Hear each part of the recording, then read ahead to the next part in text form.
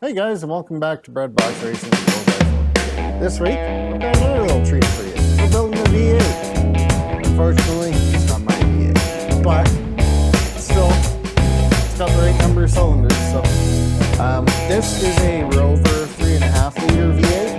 It came out of a Triumph TR8, which in Canada got V8s. I don't know if that was an upgraded model or just they all got it, but my research in Britain, they may have gotten inline 6, but anyways, that's what we're building.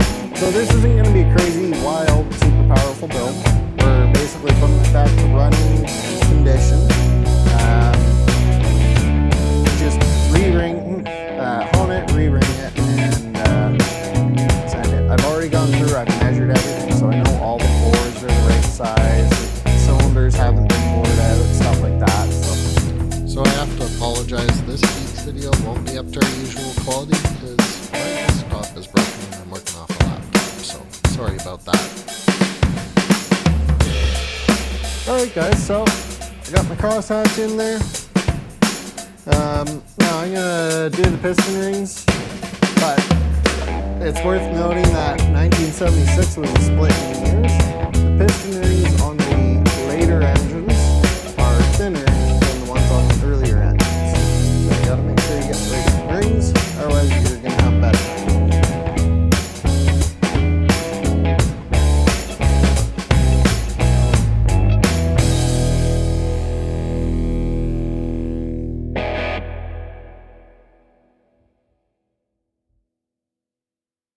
Alright guys, so it's time to put the main caps on. I've just made sure everything's really clean. I've already measured the bore, so I know the bore is right. The bearings look happy. So we're going to put this back together. And then I will measure this side end-to-end movement right. Make sure that's reasonable. So I'm going to get to that, and I'll be back with you in a minute.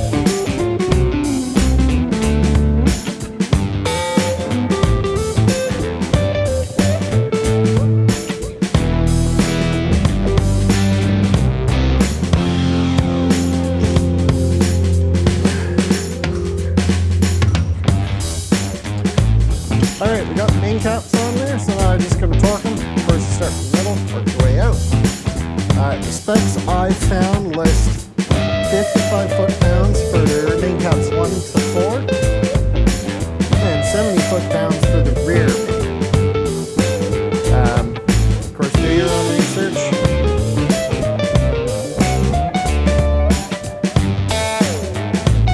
Alright guys, so we got them all torqued here. Middle, working my way out.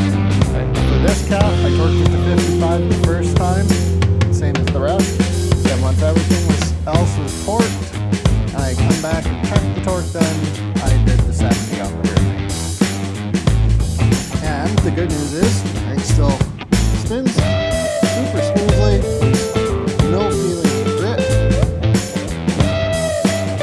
So, there's one more step done and out of the way. Alright guys, so this is how I like to measure crank end play. It's a little easier on an iron block because the mag mount for the micrometer base sticks a little bit better, but we've got it stuck to the main cap now, which is staying put.